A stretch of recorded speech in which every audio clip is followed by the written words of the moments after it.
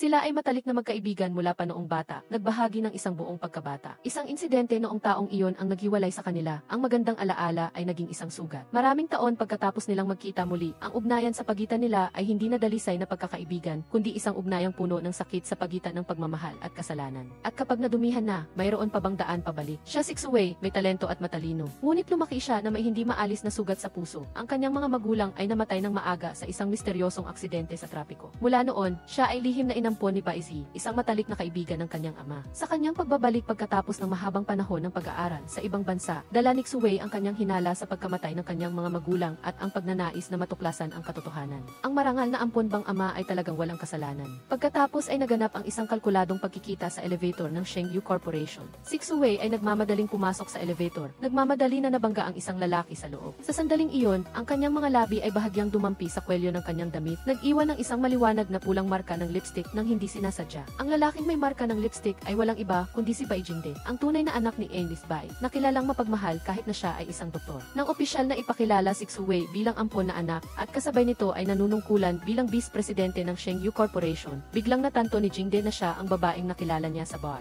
Ang kanyang mga mata ay naging mapanuri habang siya ay nanatiling kalmado na parang ito ang kanilang unang pagkikita. Mula noon, nagsimula ang isang laro ng tahimik na paghatak sa pagitan nila. Pinaghihinalaan niya na mayroon siyang masamang intensyon habang siya ay tuwirang sumasagot ng may malamig na katalinuhan. Sa harap ng kanyang ampon na ama at ina, ngumiti si Xuwei at binati ang kanyang nakababatang kapatid dahil mas matanda siya ng kaunti na lalong nagpapahirap sa kapaligiran. Sinaway ni Enlis Bai ang kanyang anak dahil sa kahina-hinalang marka ng lipstick sa kanyang kwelyo at binanggit muli ang nakatakdang kasal sa pamilya yon na mariing tinutulan ni Jingde. Nang malaman ni Xuwei na madalas iniiwasan ni Jingde ang pamilya, hiniling ni auntie iyon kay Xuwei na kumbinsihin siyang bumalik. Humanap siya sa bar kung saan madalas siyang pumunta. Hindi lang siya umuwi kundi hinamon din siya sa isang laro. Kung manalo siya, uuwi siya. Sa gitna ng laro, ang mga mata, hininga at distansya ay naging malabo. Si Xuwei ay nahulog sa kanyang mga bisig, nakuha ang panalo at pinilit siyang tuparin ang kanyang pangako. Sa kanilang pag-uwi, nakasalubong nila ang isang dating kaibigan ni Xuwei na nagngangalang Qiuyu na tila guluhin ang natitirang tahimik na mga araw. Agad na napansin ni Jingde na siya ang bagong lipat na batang doktor sa departamento. Hindi niya gusto ang pakiramdam na siya ay labis kaya balak niyang ihatid si Xuwei. Ngunit tumanggi siya, nais na makipag-usap ng pribado sa kanyang kaibigan ng kaunti pa. Pagbalik sa kanyang silid, biglang itinulak si Xuwei ni Jingde sa pader.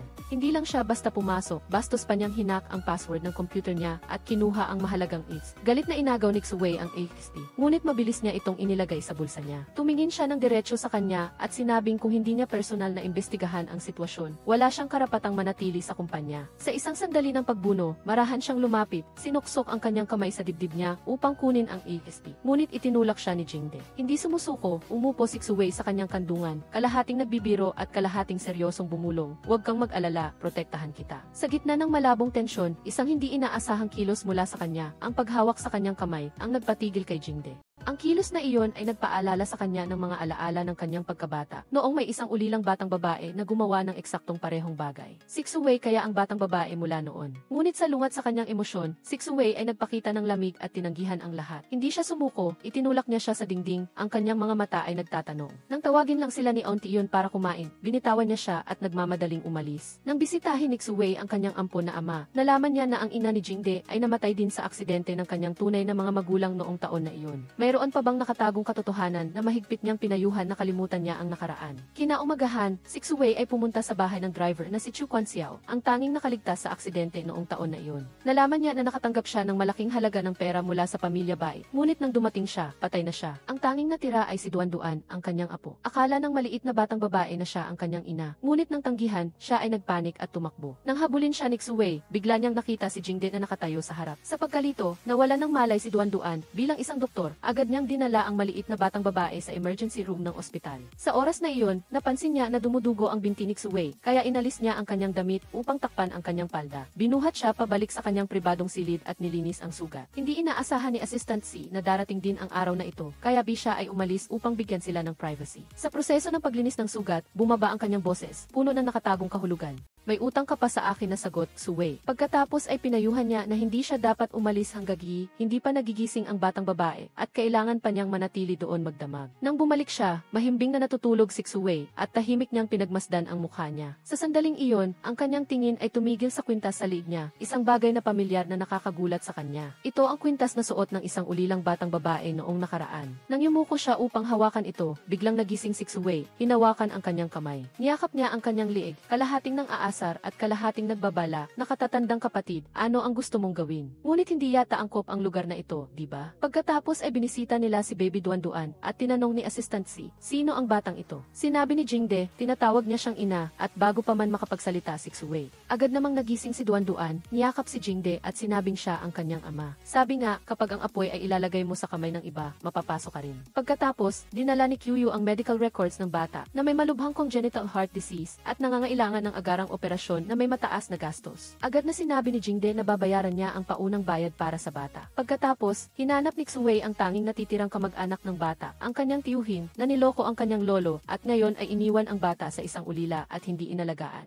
Habang nag-iimbestiga, nagdala si Qiuyu ng isang mahalagang dokumento mula sa pamilya Bai, isang ulat na nagsasaad na ang sanhi ng pagkawala ng kontrol ay ang pagpalya ng preno. Nang gabing iyon, sa pag-uwi niya, nahuli si Suwei habang lihim na naghahanap ng mga dokumento. Pumasok si Jingde mula sa likuran at mahigpit siyang niyakap. Ano ang hinahanap mo? Kinuha niya ang libro na hawak niya at nahulog ang isang piraso ng papel. Inalis niya ang kanyang maskara, ang pagpapanggap niya na masunurin sa harap ng kanyang ama at naging walang pakundangan at mapanukso sa harap niya. Ngunit hindi sumuko si Suwei. Sinabi niya, sino sa mundo ang walang ilang maskara? Pati ikaw, ang mabait na doktor sa araw, ang manliligaw sa gabi. Hindi ka ba napapagod? Pagkatapos niyang umalis, kinuha ni Jingde ang papel. Nagsimula siyang mag-isip, bakit niya gustong kumpirmahin muli ang responsibilidad sa aksidente noong taong iyon. Kasabay nito, nalaman ni Suwei na si Zhao Yibin, isang maliit na bahagi sa kaso, ay may kaugnayan ngayon sa Shengyu Corporation. Nakipag-appointment siya kay Zhao Yibin, nagkunwari siyang hindi siya nakilala at nagbigay pa ng malaswang mungkahi, magkano ang isang gabi. Nang seryosong gusto ni Suwei na makipag-usap, nagkunwari siyang magalang at inanyayahan siya sa isang mas tahimik na lugar. Tamang-tama nang balak niya siyang pilitin, biglang lumitaw si Jingde, hinarangan siya at pinilit si Zhao Yibin na umatras. Sa kanilang pag-uwi, nagpasalamat si Suwei sa kanya, ngunit tinanong siya ni Jingde, bakit mo iniimbestigahan si Zhao Yibin? Nang mapagtanto niya na tila interesado siya sa kanya, lumambot ang puso ni Suwei. Kinaumagahan, pumunta si Suwei sa ospital upang bisitahin si Baby Duan-Duan at nakita niya si Jingde na nag-aalaga sa bata hanggang sa dumating si Qiuyu. Sa pagtingin sa tatlong nagtatawanan at masayang magkasama na parang isang maliit na pamilya, biglang bumuho sa kanya ang isang hindi maipaliwanag na pakiramdam ng selos at pagkadismaya. Pagkatapos, ang sumunod na pagkikita kay Qiuyu, isang dating kaibigan, ay nagdulot ng malalim na hinala kay Suwei. Ang kanyang mga magulang ay inilipat ang lahat ng kanilang shares kay Bai Ziyi bago sila namatay. Ito ba ay nagkataon lamang o ito ay sa pilitan? Kinaumagahan sa ospital, pumunta si Suwei upang makita si Jingde at hindi sinasadyang nakita siyang nasasangkot sa isang pagtatalo sa pagitan ng isang doktor at isang pasyente. Agad siyang pumasok upang mamagitan. Ang kilos na iyon ay nagpaalala sa kanya sa batang babae noon na minsan ay tumayo sa harap niya sa parehong paraan. Bigla, ang pasyente ay naging emosyonal at hindi sinasadyang napunit ang damit ni Suwei. Mabilis na kumilos si Jingde, ginamit ang kanyang sariling damit upang takpan siya at dinala siya sa isang silid upang magpalit. Yumuko pa nga siya upang tulungan siyang i-zipper ang kanyang damit. Muli, ang kapaligiran sa pagitan nila ay naging malabo na parang mapanukso at nagbubuklod ng mga hindi matukoy na koneksyon. Nang gabing iyon, habang pauwi siya, sinundan siya ng isang masamang tao. Tamang-tama nang aatakihin siya, lumitaw si Jingde at sinalo ang isang palo sa likod para sa kanya. Buti na lang at parang bakal ang kanyang katawan kaya hindi siya nasaktan. At dahil personal na inalagaan siya ni Suwei sa pamamagitan ng paglalagay ng gamot, mas mabilis siyang gumaling. Gusto niyang tanungin kung sino ang nakagalit niya, ngunit ayaw ni Suwei na pag-usapan ito kahit na may hinala siya. Kinaumagahan, biglang nakatanggap si Suwei ng balita na ang dating bahay ng kanyang mga magulang ay nailipat na sa ibang tao. Ang bagong may-ari ay nais ibenta ang bahay sa halagang 3 milyong yuan na lampas sa kanyang kakayahang pinansyal. Sa parehong oras, nakatanggap si Jingde ng isang painting mula kay Baby Duan-Duan na nagsabi na kailangan niyang ibigay ito mismo sa kanyang ina na si Suwei bago siya sumailalim sa operasyon sa puso. Pagkatapos ay kinailangan niyang patayin ang kanyang telepono upang pumasok sa operasyon. Pagkatapos ng trabaho, umuwi si Jingde at pumasok sa silid ni Suwei upang ipakita sa kanya ang painting. Ngunit siya ay napatigil nang makita ang isang stack ng pera sa mesa at bago pa man niya maunawaan kung para saan ang pera, mabilis mabilis siyang naghinuha na lumapit siya sa pamilya Bai para sa pera. Ang totoo, bago yun, sa gitna ng desperasyon, naisip niya na manghiram ng pera kay Jingde. Ngunit nang tawagan niya siya, hindi niya narinig at hindi rin siya sumagot sa kanyang text message. Nang bumalik siya sa bahay noong gabi, hindi niya rin siya mahanap kaya nagpa siyang pumunta kay Chairman Bai upang humingi ng tulong. Ngayon, naniniwala si Jingde na ang kanyang tunay na mukha, ang pagiging sakim, ay sa wakas ay nalantad na. Hindi nagpaliwanag si Xuwei, basta kinuha niya ang tseke ng mailamig at umalis. Hinabol pa rin siya at sinabing kung kailangan niya ng pera, maaari siyang magbigay dahil matagal na niyang alam na siya ay isang sakim na tao. Sumagot lamang siya, kung ano man ako, wala itong kinalaman sa iyo. Pagkatapos, sinampal si Jingde ng kanyang ama at sinaway siya dahil sa pang-iinsulto sa kanyang ate. Pagbalik niya sa kanyang silid upang tingnan ang kanyang telepono, nakita niya ang text message ni Xuwei na nanghihiram ng pera sa kanya. Pumasok din si Auntie Yun at nilinaw na ang tseke ay hiniram niya kay Chairman Bai para panatilihin ang isang lugar para sa mga alaala ng kanyang namayapang mga magulang.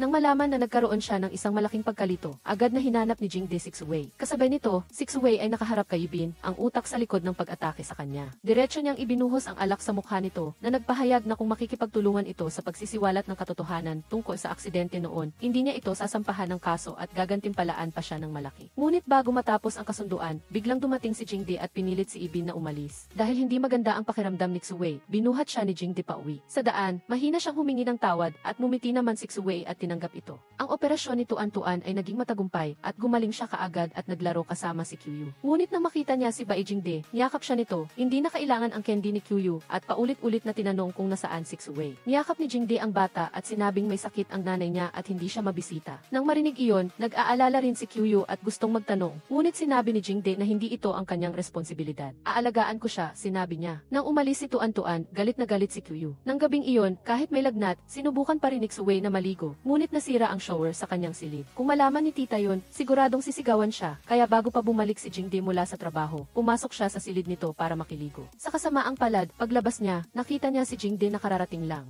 Ang kanyang mga mata ay puno ng pagkamahiya, habang ang mga mata nito ay puno ng pag-uusisa, habang pinagmamasdan ang kwintas na suot nito sa kanyang liig. Nagtanong siya, anong ibig sabihin ng kwintas na iyon? Pumunta ka na ba sa isang ampunan? Ngunit umiwas lang si Xuwei at nagkunwaring hindi niya naintindihan. Sa sandaling iyon, hindi mahanap ni tita yon si Xuwei at narinig niya ang mga boses sa silid ni Jingde, kaya humingi siya ng pahintulot na pumasok. Kailangang itago ni Jingde si Xuwei sa ilalim ng kumot. Sinabi niya kay tita yon na pagod siya sa operasyon at gusto niyang magpahinga, ngunit sinabi nito na hinahanap siya ng kanyang ama upang makipag-usap. Pagkatapos, habang nakikipag-usap sa kanyang ama, naalala ni Jingde ang aksidente noon at ang pagkamatay ng kanyang ina. Galit na galit siyang nag-isip na namatay ang kanyang ina dahil lang sa nagmahal ang kanyang ama ng ibang babae. Ngunit sa pagkakataong ito, lumabas ang katotohanan na ang kanyang ina mismo ang nagmaneho ng sasakyan na naging sanhi ng aksidente na ikinamatay ng 3 tao, kasama na ang mga magulang ni Xuwei. Para siyang binuhusan ng malamig na tubig at napagtanto niya na mali ang pagmamalaki niya kay Xuwei sa lahat ng panahon. Kinabukasan, dinala ni Xuwei ang tseke para bilhin ang lumang bahay, ngunit sinabihan siya ng may-ari na hindi na niya ito ibebenta. Nabayaran na ang mga utang ng anak nito at lumalabas na lihim siyang tinulungan ni Jingde. Nang gabing iyon, nang magkasama silang dalawa, inalagaan niya ito na parang tunay na mahal, sa kabila ng sakit o distansya. Nasaksihan ni tita yon ang eksena at hindi na itago ang kanyang pag-aalala. Kinabukasan, hinanap siya ng matanda upang paalalahanan na magkapatid sina Jingde at Xuwei at mayroon na siyang engagement kay Sasa, ang kanyang pamangkin, na malapit nang bumalik sa bansa. Ngunit mariing sinabi ni Jingde na hindi niya hahayaang may magplano ng kanyang kasal at kung pipilitin siya, handa siyang kanselahin ang engagement.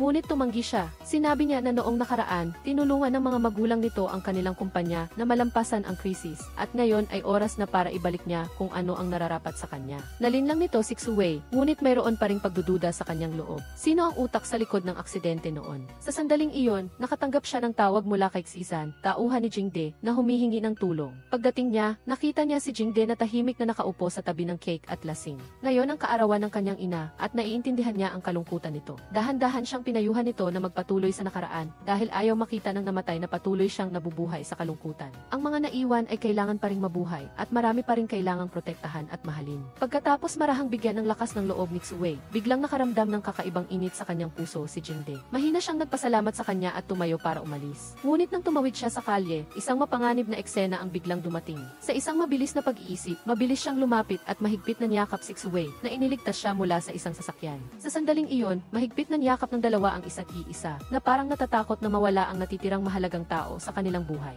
Pagkatapos, pareho silang umuwi sa lumang bahay ni Xuwei. Xue. Ang bahay ay ngayon ay kalat-kalat dahil sa mga ligaw na pusa. Walang sinasabi si Jingde at nilinis niya ang bawat lugar ng mag-isa. Sa pagtingin sa tahimik at dedikadong hitsura nito, biglang naramdaman ni Xue ang isang bihirang lambing at pasensya mula sa kanya. Kahit na sa una ay nahihiya, sinabi pa rin niya na siya ay talagang isang espesyal na tao. Pagpasok niya sa silid, tumigil ang kanyang mga mata sa larawan sa mesa. Isang agos na mga alaala ang biglang bumalik. Ang batang babae sa larawan, na may maliliwanag na mata at matapang na ngiti, ay hindi ba ang taong tumayo at nagtanggol sa kanya at sa kanyang matalik na kaibigan noong sila ay binubuli. Sa biglang pagdami ng emosyon, hindi niya sinasadyang yakapin si Xue at pareho silang bumagsak sa kama. Habang papakita ni Jingde ang kanyang nararamdaman sa pamamagitan ng paghalik sa kanya, bagaman pinigilan niya ito, malinaw na ang kanyang puso ay hindi na kasing lamig tulad ng dati. Pag-uwi niya, hindi pa rin niya maiwasang isipin siya. Nais niya siyang yakapin at halikan, dahil sa tabi lamang niya, nakaramdam siya ng kapayapaan. Ngunit bago niya magawa ang anuman, biglang pumasok si Tita Yun. Mabilis na umalis ang dalawa sa silid na nahihiya. Nang gabing iyon, humiga si Jingde sa kama, hawak ang larawan ng batang babae mula noon at nag-isip. Sa pagkakataong ito, hindi niya hahayaang maging kapatid niya si Xue. Si Xue naman ay umupo sa harap ng salamin, tahimik na nag-iisip tungkol sa mga damdaming umaagos sa kanyang puso. Kinabukasan, nakipagkita siya kay Kyuyo para kunin ang folder ng mga dokumento na inimbestigahan nito. Naglalaman ito ng impormasyon na may malaking utang si Ibin. Isang ideya ang biglang pumasok sa isip ni Xue, maaari niyang gamitin ito para pilitin siyang sabihin ang katotohanan tungkol sa aksidente noon. Nangako si Kyuyo na sasamahan siya para protektahan siya. Ngunit mula sa malayo, pinagmamasdan ni Baijingdi ang dalawa. Kasabay nito, si Ibin ay binugbog ng mga nagpautang sa isang away. Walang iba pang paraan, sinimulan niyang hanapin ang iba para sisihin. Nang dumating si Xue sa lugar ng pagpupulong para makipagkita sa kanya, tinawag niya si Kyuyo, ngunit hindi ito dumating. Hindi niya alam na noong oras na iyon, tinatakot siya ng ibang tao, na huwag makialam sa mga bagay ng ibang tao. Pagkatapos ay nag-isa siyang hinarap ni Xue si Ibin. Sinabi niya na kahit wala siyang masyadong pera, ang kanyang ama ay si Baizi. Babayaran niya siya ng pera ng pamilya Bai kung sasabihin niya ang katotohanan. Ngunit agad siyang sumigaw sa mga nagpautang para kidnapin siya bilang hostage. Ang 2 milyong yuan ay maliit lamang at maaari silang humingi ng 10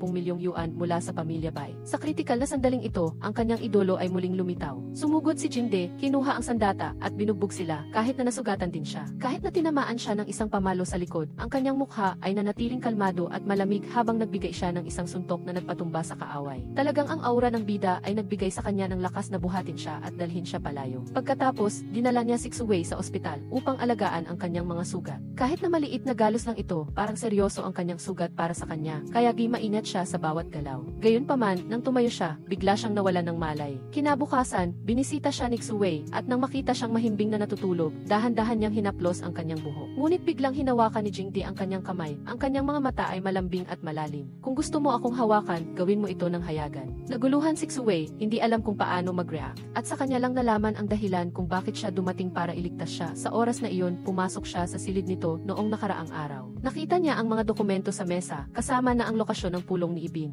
Sa sandaling iyon, dumating ang mga magulang ni Jingde para bumisita. Nag-aalala rin ang kanyang ama sa kanyang anak, ngunit nagkunwaring hindi siya nag-aalala. Tinawagan naman ni Xue si Kyuyo, tinanong kung may nangyari sa kanya. Hindi siya dumating sa kanilang pulong kagabi at hindi rin siya nakita sa ospital ngayon. Ngunit nagsinungaling siya na nadapa siya at nang gusto niya siyang bisitahin, pinigilan siya. Nang dalhin niya ang sopas para bisitahin si Jingde, nakita niya ang tauhan nito na minamasahe ang kanyang balikat. Narinig din niya na sinabihan siya nito na huwag tawaging ate si Xue sa harap niya dahil baka hindi siya matuwa. Umiti ang tauhan at nagtanong kung mayroon pa siyang ibang matututunan habang buhay pa siya. Sumagot si Jingde, kapag wala lang ako sa tabi ni Xue. Hindi nila inaasahan na akalain ni Xue na may sakit si Jingde. Nang pumasok siya, hindi pinalampas ni Jingde ang pagkakataon na magpakita ng lambing, humihingi na subuan siya. Nakakagulat, hindi tumanggi si Xue at dahan-dahan niyang sinubuan siya ng bawat kutsara ng sabaw. Sa sandaling iyon, parang natunaw ang puso ni Jingde. Pagkatapos pilitin si Jingde na inumin ang buong mangkok ng sabaw. Dahil sa pag-aalala, kusang loob na tinanong ni Xue ang sitwasyon sa tauhan nito. Hindi niya inaasahan na gagawa siya ng kwento na ikinatulala niya na may malubhang sakit si Jingde at ang kanyang huling hiling ay gugulin ang nalalabi niyang mga araw kasama siya. Gaya ng inaasahan, agad na pumunta si Xue sa kanya, dahan-dahang inalagaan siya na siyang palaging gusto nito. Ang kanilang damdamin ay hindi pa nasasabi, ngunit malinaw na makikita sa bawat tingin, sa bawat kilos ng pag-aalaga na hindi kailangang sabihin. Nang sinabi niya, Jingde, umuwi na tayo, umiti siya, at bumalik sila sa lumang bahay ng pamilya ni Xue, kung saan naroon ang mga alaala ng kanilang kabataan. Lumayo ang tingin ni Xuwei habang ikinukwento niya ang mga lumang araw nang bumisita siya at ang kanyang mga magulang sa ampunan.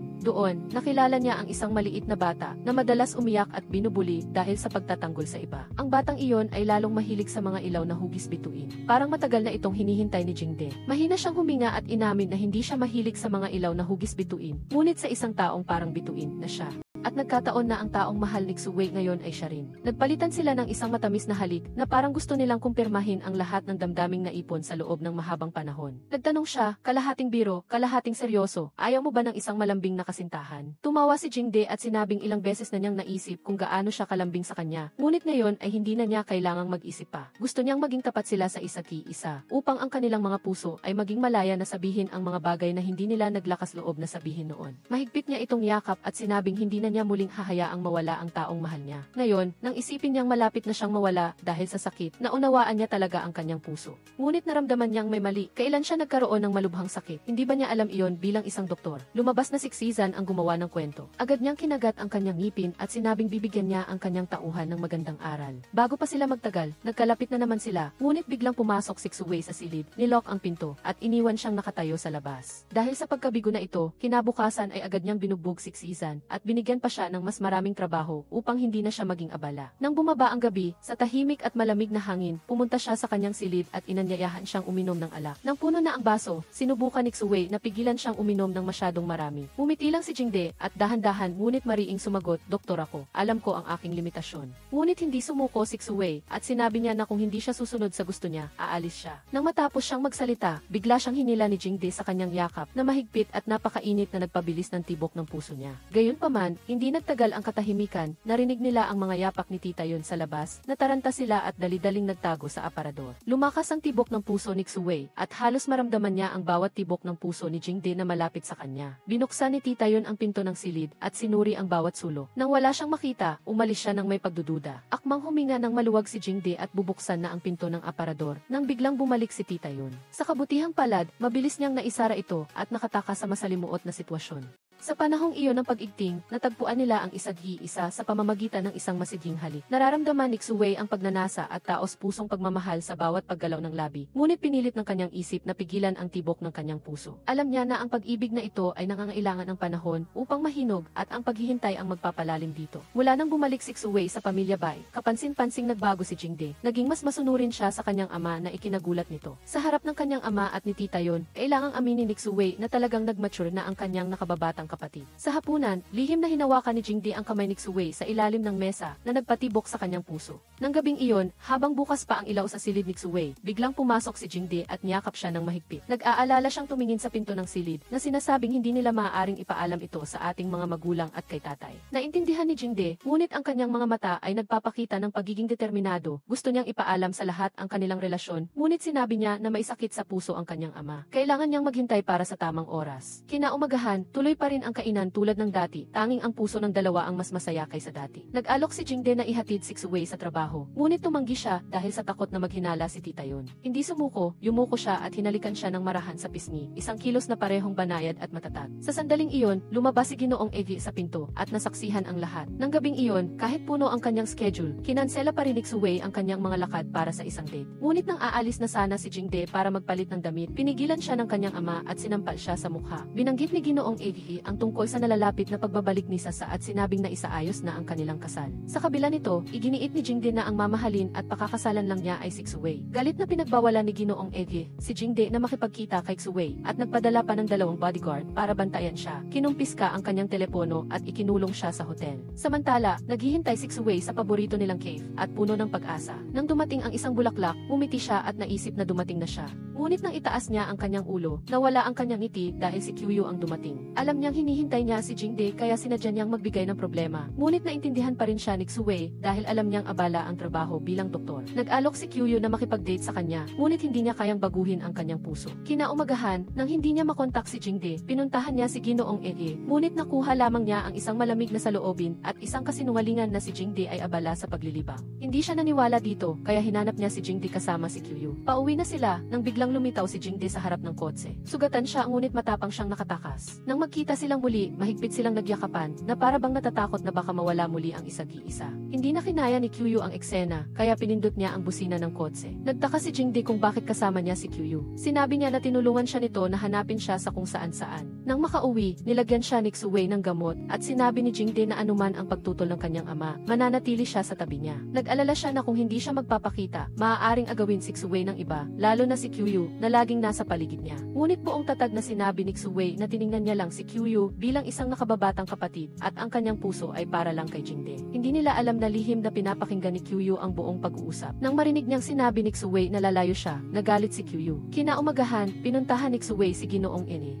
at humingi siya ng tawad dahil biglaan ang relasyon nila ni Jingde at nag-aalala na baka maapektuhan nito ang kumpanya. Dahil sa bigat ng kanyang loob, nagpasya siyang mag-resign at handang isakripisyo ang kanyang minamahal na trabaho para lang sa pag-ibig. Ngunit hindi pumayag si Ginoong Eni at sinabi pa na maaari lamang silang magkasama kung patay na siya. Sa patuloy na pagtatanong ni Xuwei, sa wakas ay inamin niya na siya ang kanyang tunay na anak. Noong nakaraan, namatay ang kanyang ina habang isinisilang siya at napilitan siyang magpakasal sa pamilya Bae kaya ipinadala niya siya sa mag-asawang Haan para alagaan. Kahit napatay na ang mag-asawang Haan, hindi pa rin maaring ipahayag ni Ginoong Eni ang tunay na pagkatao ni Xuwei. At tanging bilang adopted na anak lang niya maaaring dalhin siya sa pamilya Bae. Puno ng pagsisisi ang kanyang puso dahil hinayaan niyang malayo siya sa kanya noong nakaraan. Ngunit dahil minahal siya ng mag-asawang Haan na parang sarili nilang anak, hindi niya gustong saktan pa siya ng mapait na katotohanan. Nang malaman niyang sila ni Jingde ay magkapatid sa ama at magkaiba ng ina, parang nahulog si Xuwei sa bangin. Hindi niya alam kung paano haharapin si Jingde. Ang tanging paraan ay ang lumayo sa kanya bago pa lumampas sa hangganan ang kanilang relasyon. Nagpasya siyang tapusin ito kahit namanhid sa sakit ang kanyang puso. Nang gabing iyon, uminom siya para makalimutan ang kanyang kalungkutan. Sa kanyang pagkalasing, napagkamalan niyang si Jingde si Kyuyu at niyakap niya ito ng mahigpit. Dinala siya ni Kyuyu sa bahay at inalagaan siya buong gabi.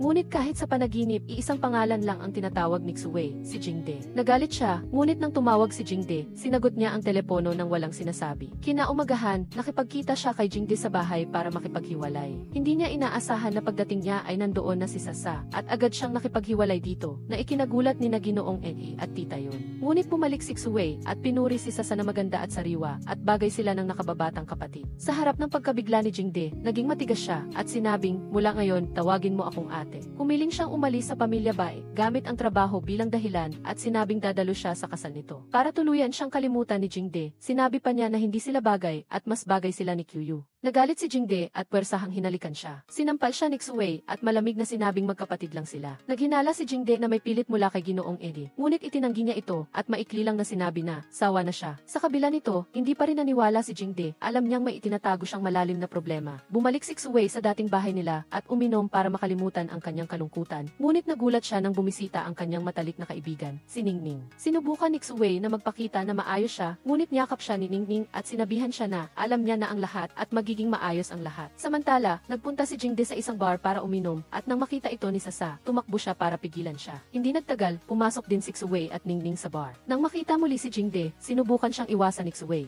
Ngunit pinigilan siya ni Ningning at hinamon siya na makipag-inuman sa kanya. Hindi kinaya ni Sasa ang eksena at sinubukan siyang pigilan. Walang pakialam na sumagot si Xuwei at sinabing dapat niyang bantayan ang kanyang nobyo. Pagkaraan, dumating din si Kyuyu, tumayo si Xuwei para umalis, ngunit natumba siya. Agad siyang binuhat ni Kyuyu at umalis at habang nasa daan, sinabi niya na ibaba siya. Nang marinig ito, umiti lang si Xuwei at mahinang sumagot. Pagkatapos nito, wag mo nang babanggitin ito. Hindi niya inaasahan na malapit lang doon si Jingde at narinig niya ang lahat. Mas lalong nasaktan ang kanyang puso nang masaksihan ang closeness ni Xuwei at Kyuyu. Kinaumagahan, sinadya ni Kyuyu na maghintay at nang makita niya si Jingde, hindi niya maitago ang kanyang kaba. Sinadyang ibagsak ang kanyang telepono at ang kanyang boses ay may bahid ng panunuya. Ate, gusto mo ba akong gayain kumain? Naman, libre ako. Tanghali noon, ipinagdiwang ni Xuwei at Kyuyu ang paghahanap ng heart donor para kay Tuan-Tuan. Ngunit sinadya ni Kyuyu na mag-overacting na para bang sila ay nagde-date. Sa sandaling iyon, nagkataon ding dumating si Jingde at Sasa sa restaurant. Dahil magkakilala sila, masayang iminungkahi ni Sasa, bakit hindi na lang tayo sabay-sabay kumain? Sandaling nag-alinlangan si Xuwei dahil sa tingin niya ay hindi ito angkop. Nang makita ang pag-aalinlangan sa kanyang mga mata, mahinang tumawa si Jingde, lumapit at umupo sa tabi niya na may mapanuksong tingin. Ano, natatakot ka bang makaabala kami sa inyong date? Naging kalmado si Xuwei at walang pag-aalinlangang sumagot. Natatakot lang ako na baka makaabala ako sa hapunan ng aking nakababatang kapatid at kanyang nobya.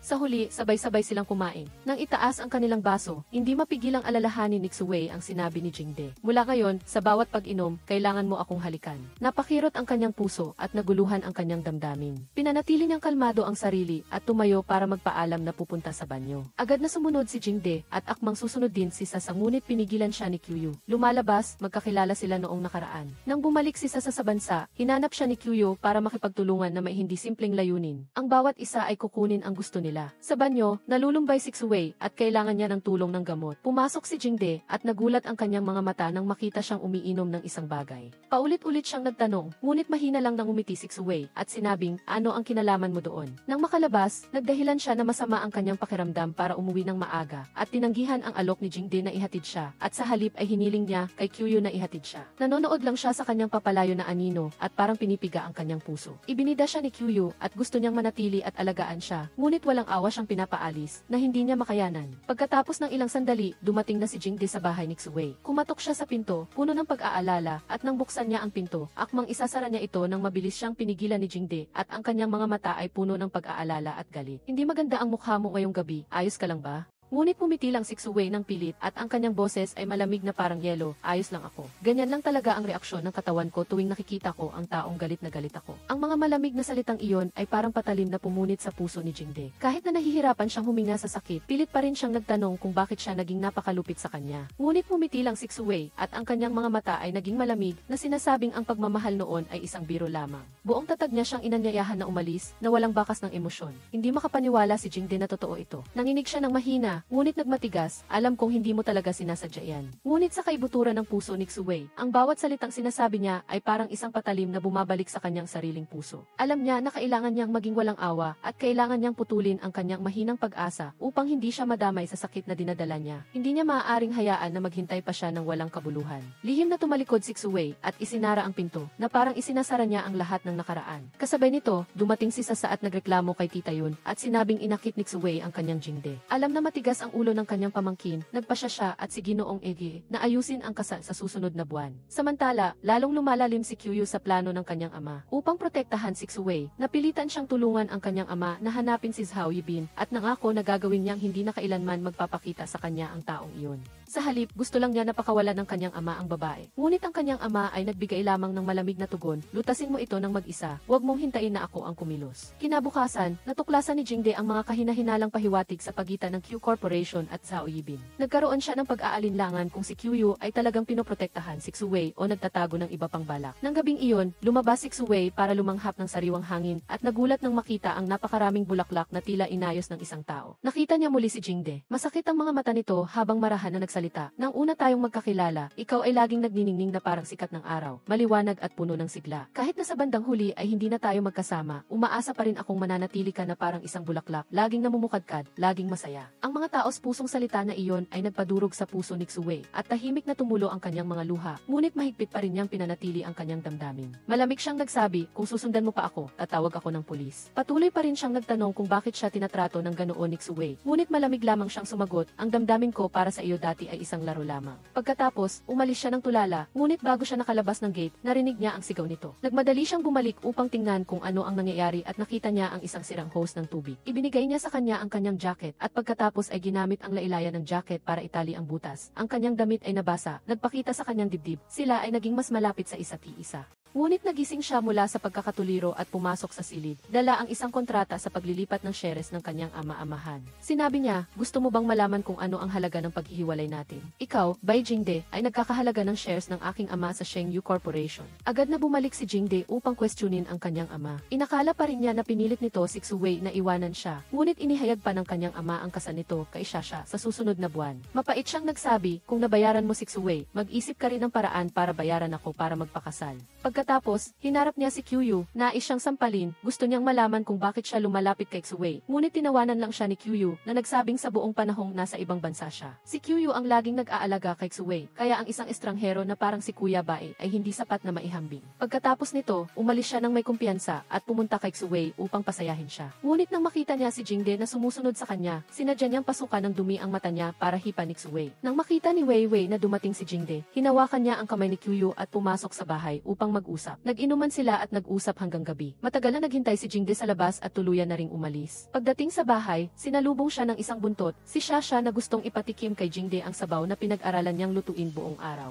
Ngunit paulit-ulit niyang sinabi na tinitingnan niya lang si Shasha bilang isang kapatid at iyon din ang dahilan kung bakit niya ito pinoprotektahan noong bata pa. Sinabi pa niya na Sixuwei ang mahal niya, kaya kinuha ni Shasha ang telepono nito at ipinakita sa kanya. Nakasandal Sixuwei sa balikat ni Kyu at inihayag ni Kyu sa kanyang social media account na magkasintahan sila. Nabigla at nasaktan siya nang makita ang litrato, ngunit nagpasya pa rin siyang hindi sumuko. Kinaumagahan, dali-dali siyang bumili ng Dior na singsing, isang singsing na tinaguri ang numero 1 sa mga proposal dahil bawat lalaki ay isang beses lang makakabili nito. Gayunpaman, lihim na kinuhanan ni Shasha ng litrato ang eksena at ipinadala kay Xuwei at sinabi na namimili sila ng singsing para sa kasal, lalo pang nasaktan si Xuwei. Kaya kahit na nagpakita siya kay Jingde na nagpropose sa kanya, nagpasya siyang tapusin ang kanilang relasyon. Sinabi niya na magsasama sila ni Kyu. Kahit na hindi naniniwala si Jingde sa lahat ng sinabi niya para makipaghiwalay, ang kasunduan sa paglilipat ay pinirmahan niya bago pa man sila maging magkasintahan. Hindi siya naniniwala sa anuman, ngunit hihintayin pa rin niya na magbago ang isip nito. Hindi siya magpapakasal kay Shasha. Hihintayin niya hanggang sa maging tunay na masaya si Xuwei. Sa gitna ng matinding sakit, kahit na ayaw iwan ni Xuwei si Jingde, hindi siya maaaring manatili. Pinayuhan siya ni Ningning na manirahan sa ibang bansa upang makatakas sa sitwasyong ito. Sa huli, sinabi ni Xuwei kay Kyu na nagpasya siyang umalis. Pagkatapos noon, ibinigay ni Kyu kay Shasha ang isang lihim na recording na nagbubunyag na si Xuwei ay ang tunay na anak ni Baizi, na nangangahulugang magkapatid sila ni Jingde sa ama. Nang gabing iyon, binigyan ni Shasha ang mga empleyado ng gamot upang ilagay sa inumin ni Xuwei. Nagpadala naman si Kyu ng mensahe kay Jingde ng address ng hotel upang aksidenteng mahulog siya sa bitat. Nang buksan niya ang pinto ng silid, si Xuwei ay nasa ilalim na ng gamot, kalahating gising at kalahating tulog, at labis na mahina. Sa sandaling iyon, dumating ang mga reporter. Mula sa labas, maririnig ang sunod-sunod na pagkatok sa pinto. Kinaumagahan, dinala si Xuwei sa ospital. Kinuwestiyon ni Jingde si Amy Bae at kinumpirma ang katotohanan si Xuwei ay ang tunay na anak niya, ngunit inilaan niyang itago ito sa ilalim ng pagiging ampon. Masakit na sinisi ni Jingde ang kanyang ama, bakit hindi mo sinabi ng mas maaga para hindi niya kailangang dumanas ng lahat ng ito ng mag-isa.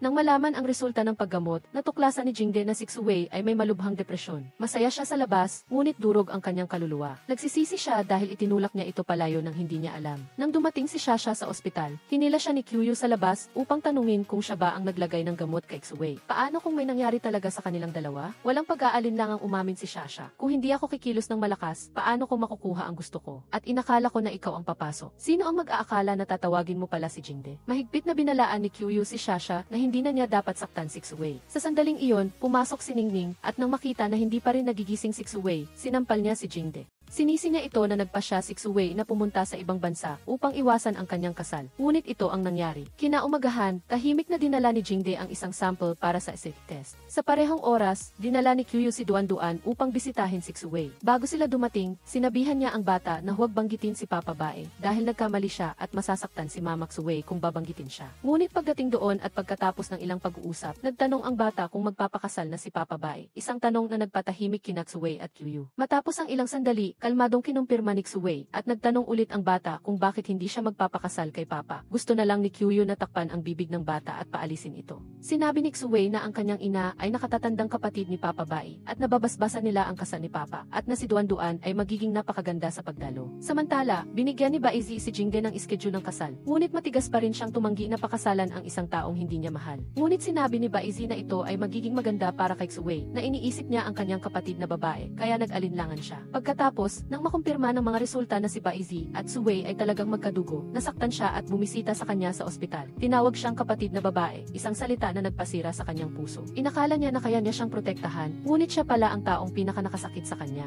Ninais lang niya na muling tumayo siyang malakas, tulad ng dati na siya ay isang batang nezha na laging matapang sa harap ng lahat ng hirap. Ngunit ngayon, ang presyo ng ipinagbabawal na pag-ibig na iyon ay isang sakit na hindi nila mabubura. Pagkatapos lumabas sa ospital, mas maayos na si Xuwei, ngunit nang paalisin niya si Kyu, sumugod si Jingde at sinuntok ito sa mukha. Galit siyang nagsabi, paano mo nagawang saktan si Xuwei? Sa tingin mo ba hindi ko alam kung sino ang tumawag sa mga reporter sa hotel noong gabing iyon? Nagamitan din siya ng gamot mo at muntik na siyang mamatay. Hindi itinanggi ni Kyu. Sinabi niya na ginawa niya iyon para tuluyan ng iwanan ni Jingde si Xuwei. Itinuro niya si Shasha bilang ang naglagay ng gamot, habang siya ay gusto lang gumawa ng isang malaking gulat para mapilitang umalis si Xuwei sa buhay ni Jingde. Pagka-uwi sa bahay, hinarap ni Jingde si Shasha at ibinunyag ang lahat ng kanyang kasuklam-suklam na mga pamamaraan nakaraan, bagamat patuloy pa rin si Shasha na itinatanggi ang lahat. Ngunit sa pagkakataong ito, hindi na siya nagtiis pa, dahil sa paggalang ko kay tita yun, pinabayaan ko na. Ngunit kung maglakas loob ka pang saktan Sixway, hindi na ako magiging maawain. Sinubukan ni Shasha na panatilihin siya sa isang desperadong paraan, ngunit malamig na sinabi ni Jingde sa isang matatag na tinig, hindi kita papakasalan. Ang mga salita ay parang isang patalim na tumusok sa puso ni Shasha. Hindi niya makuha ang puso ni Jingde, kaya muli niyang pinili ang isang duwag na paraan, naglagay siya ng gamot sa alak. Nagpadala siya ng mensahe at tinawag si Jingde upang pumunta, ngunit sa pagkakataong ito, tuluyan ang hinarangan ni Jingde ang kanyang mga kontak na nagpadama sa kanya ng kawalan ng pag-asa. Tinawag ni Shasha si Kyu at ang kanyang boses ay nanginginig sa sakit at galit. Dahil sa iyo kaya ganito ang nangyari sa akin at kay Jingde. Iniwan na niya ako ngayon, ayoko nang mabuhay. Nagmadaling pumunta si Kyu upang hanapin siya. Hindi niya inaasahan na pagdating niya doon, si Shasha ay lasing na may namumulang mga mata. Sumiklab ang galit sa loob niya. Ano ba ang meron kay Jingde at gusto siyang makuha ng lahat? Sa gitna ng galit, kinuha ni Kyu ang baso ng alak at ininom ito sa isang lago. Hindi alam na iyon ang baso na lihim na nilagyan ng gamot ni Shasha. Di nagtagal, nagsimulang uminit ang kanyang katawan at nahilo ang kanyang isipan. Sa gitna ng kaguluhan at sa ilalim ng impluensya ng alak, napagkamalan ni Shasha siyang si Jingde. Sa sandaling iyon ng pagkalito, nagkasama silang dalawa, hinayaan ang kanilang mga emosyon at pagnanasa na maanod ang lahat ng hangganan at rason.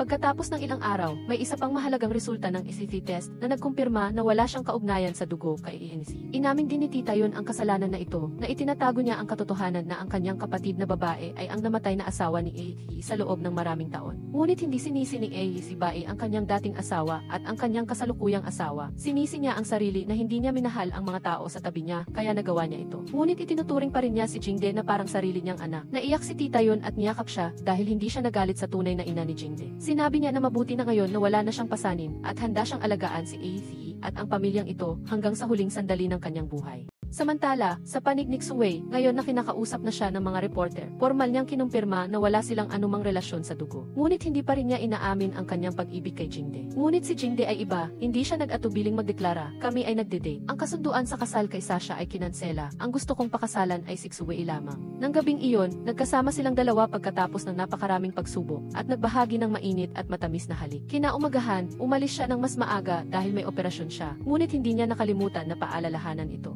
Nang lalapit na siya sa kanya, biglang lumitaw si Zhao Yibin at hiningi na makita si Xuwei upang sabihin sa kanya ang katotohanan tungkol sa aksidente noong nakaraan, sa kondisyon na makatanggap siya ng malaking halaga ng pera. Ngunit bago pa siya makapagpaliwanag, biglang lumitaw si Kyu kaya nagmadaling umalis si Zhao Yibin at naiwan lamang ang mensahe. Kung gusto mong malaman ang katotohanan, pumunta ka sa bahay ko. Pagkatapos, pumunta si Xuwei sa bahay ni Zhao Yibin. May kutob siya na may sumusunod sa kanya, kaya kinuha niya ang pepper spray at natuklasan na si Jingde iyon. Dahil alam niyang naghahanap siya ng katotohanan, sabay silang pumasok. Biglang bumagsak ang isang malaking kabinet na nagbasag sa kwintas na suot ni Xuwei at inilabas ang isang nakatagong memory card. Nang buksan nila ang memory card, natuklasan nila ang mahahalagang dokumento, mga larawan ng tatay ni Xuwei, ni Yi at ng isang lalaki na kinilala ni Jingde na si Qiusheng, ang ama ni Kyu. Noong nakaraan, magkasamang itinatag ng tatlong tao ang Angel Plan para tulungan ang mga ulila at ipinagkatiwala ito kay Qiusheng para pangasiwaan. Ngunit mula noong misteryosong aksidente, nasuspinde ang proyekto. Mayroong isang naka-encrypt na file sa card. Naalala ang maliit na lihim na binanggit ng kanyang ama. Sinubukan ni Xuwei na ilagay ang kaarawan ng kanyang mga magulang at sarili niya. Ang password ay nagbukas ng isang video na nagpakita sa kanyang ama na nadiskubre si Qiusheng na nag-abuso at hiniling sa kanya na aminin ang kanyang mga kasalanan. Unti-unti nilang pinaghihinalaan na si Qiusheng mismo ang sanhi ng aksidente para itago ang kanyang mga kasalanan. Ngunit ang ebidensyang ito ay hindi direktang nagpapakita sa mukha ni Qiusheng, kaya mahirap ibigay ito sa pulisya ngayon. Kinabukasan, nakipagkita si Xuwei kay Kyu, umaasa na malaman ang higit patungkol sa kanyang ama. Ngunit umiwas si Kyu at binago ang usapan, tinanong kung totoo ba ang nararamdaman niya para kay Jingde. Iginiit ni Xuwei na mahal niya si Jingde at tinuturing lang si Kyu bilang isang kamag-anak. Sa sandaling iyon, dumating si Jingde at sa tabi ni Xuwei, nasaksihan ang kanilang matalik na pag-uusap. Ang mga mata ni Kyu ay unti-unting dumilim, pinipigilan niya ang galit na kumukulo sa kanyang kalooban. Nang gabing iyon, umuwi si Jingde sa bahay ni Xuwei. Binalaan siya na dapat siyang lumayo kay Kyu dahil labis itong mapanganib. Kasabay nito, ipinakita niya sa kanya ang video na nakuha mula sa kanyang opisina, kung saan makikita si Kyu na palihim na pumapasok para nakawin ang resulta ng FEHI test. Tinatanong niya kung hindi ba niya alam na may gusto siya sa kanya. Iginiit ni Xuwei na tinuturing lang niya siyang nakababatang kapatid. Kinabukasan, binisita ni Xuwei at Jingde si Tuan-Tuan bago ang operasyon niya. Naglaro silang tatlo ng magkasama, mukhang isang tunay na pamilya. Ngunit ang pinakamalungkot na tao ay si Kyu pa rin. Nang gabing iyon, habang nag-i-enjoy si Xuwei at Jingde sa isang romantikong hapunan, biglang tumawag ang tatay niya at sinabihan silang umuwi kaagad. Pagkatapos, biglang lumitaw si Sasa sa malayo, nagdeklara na siya ay buntis at hinihiling sa kanya na panagutin nakalimutan ito. Sa kabila ng pag-iit ni Jingde na siya ay malinis, kalmadong sinabi ni Xuwei na kung ipapanganak ang bata, tatanggapin niya ito. Sa gitna ng pagkalito, biglang naalala ni Sasa na ang lalaki noong gabing iyon ay mainunal sa collarbone. Agad na hinubad ni Jingde ang kanyang damit para patunayan na wala siyang ganoong katangian. Sa sandaling iyon, nagsalita si Xuwei na ang taong iyon ay si Qiuyu. Kalaunan ay nakilala ni Sasa si Qiuyu at kinumpirma na siya ang ama ng bata. Kahit na gusto ni Qiuyu na ipalaglag niya ang bata, matigas na pinanindigan ni Sasa na panatilihin ang sanggol. Sa sandaling iyon, nataranta si Xuwei at Jingde nang matuklasan na nawawala si Tuan-Tuan at hindi rin makontak si Qiuyu. Sa katunayan, kinidnap ni Qiusheng si Qiuyu at hiniling sa kanya na kunin ang memory card mula kay Xuwei kapalit ng kaligtasan ng bata. Kahit na humingi siya ng tawad para kay Tuan-Tuan dahil may operasyon pa siya ngayon, wala siyang pakialam at inihayag ang isang nakakagulat na bagay ang totoong ina ni Qiuyu ay namatay sa isang nursing home. Palagi niyang ginagamit ito para bantaan siya. Kahit na si Qiuyu ay hindi niya tunay na anak, kaya wala siyang awa para sa mag-ina. Iniisip ni Qiuyu ang kanyang kaisa-isang kadugo na mahal din, na wala na rin, kaya di siya ay lubhang nalulungkot. Pagkatapos ay naganap ang isang aksidente na hindi sinasadyang naging dahilan para hindi maipagpatuloy ni Sasa ang pagbubuntis. Sa isa pang pangyayari, habang ang dalawa ay naghahanap kay Qiuyu sa bahay, natuklasan nila ang isang listening device na in-install ni Qiuyu para subaybayan si Xuwei. Laki ng pagkadismaya niya sa kanyang nakababatang kapatid. Ngunit ngayon ay pareho na silang nawawala, kaya galit at nag-aalala siya. Pag-uwi niya, habang nagpapahinga si Xuwei, nakatanggap si Jingde ng isang misteryosong text message na humihiling sa kanya na pumunta sa bodega ng mag-isa para iligtas si Tuan-Tuan. Pagdating pa lang niya, agad siyang pinatumba ni Qiuyu. Nagising si Xuwei na wala si Jingde. Nakakuha lang siya ng tawag mula kay Qiuyu na humihiling sa kanya na dalhin ang memory card para makipagpalitan para iligtas si Tuan-Tuan. Sa bodega, kinwestiyon ni Xuwei si Qiuyu kung ang tatay ba niya ang kumidnap kay Tuan-Tuan. Sa halip na sumagot, pinakinggan siya ni Qiuyu ng ilang salita ni Zhao Yibin na sinabi niyang pinilit siya ni Qiusheng na magdulot ng aksidente para sa pamilya Bai. Matapos noon, humingi siya ng tawad. Sinugod siya ni Qiuyu, sinabing ito ay para ipaghiganti ang kanyang ate at inanyayahan si Xuwei na sumama sa kanya sa ibang bansa at kalimutan na ang lahat. Ngunit tumanggi siya. Nasasaktan siyang nagtanong, bakit mo ako sinubaybayan? Sinusubukan mo bang itago ang mga krimen ng iyong ama? Bumagsak si Qiuyu at naiiyak na ikinuwento ang panandali ang kaligayahan nang matagpuan niya ang kanyang totoong ina. Ngunit pagkatapos, nakita niya mismo ang kanyang ina na nabaliw dahil sa mental na pagpapahirap ni Qiusheng dahil hindi siya ang tunay niyang anak. Nagmakaawa si Qiuyu para sa pag-ibig mula kay Xuwei. Ngunit tinuturing lang siya nitong nakababatang kapatid. Nang marinig iyon, lalong nagalit si Qiuyu at nabaliw. Sa sandaling ito, masighi siyang nagmakaawa kay Xuwei na pakawalan si Tuan-Tuan. Ngunit malamig na hiningi ni Qiuyu ang memory card kapalit ng kaligtasan ng bata. Nang ibibigay na niya ito sa kanya, nakatakas na si Jingde at tumakbo sa kanila. Sa isang napakatensyong sandali, inilagay ni Qiuyu ang kutsilyo sa liig ni Xuwei. Basta sasama ka sa akin, babalik ako sa taong minahal mo noon. Nanginginig ang boses ni Qiuyu, puno ng sakit at kaunting pag-asa. Ngunit umiling si Xuwei, matatag na sinabing, ang mahal ko ay si Jingde. Sumigaw si Jingde, wag mong saktan si Xuwei. Kung may kailangan ka, ako ang puntiryahin mo. Nagliyab ang mga mata ni Qiuyu, kung gayon, bumaba ka sa impyerno. Hindi niya mapigilan ang sarili na sumipa ng malakas, na nagpatumba kay Jingde. Nauna kitang nakilala kaysa sa kanya, bakit hindi mo ako minahal pero siya ang mahal mo? Galit na sumigaw si Qiuyu, at nagbigay siya ng dalawang opsyon, mamamatay si Jingde o mamamatay si Xuwei. Sa gitna ng tensyong sitwasyon, biglang kinagat ni Xuwei ng malakas ang kamay ni Qiuyu para makawala. Agad na sumugod si Jingde at tinutukan ng kutsilyo si Qiuyu. Nakita niya ang galit, ngunit naramdaman din niya ang desperasyon na bumabalot sa mga mata nito. Sa huli, binitiwan ni Jingde ang kutsilyo at piniling magpatawad, umaasa sa pagbabago. Ngunit ang pag-asang iyon ay napawi nang dumating ang mga tao ni Qiusheng at sumiklab ang karahasan. Pinatumba si Jingde at tinali si Xuwei sa tabi niya.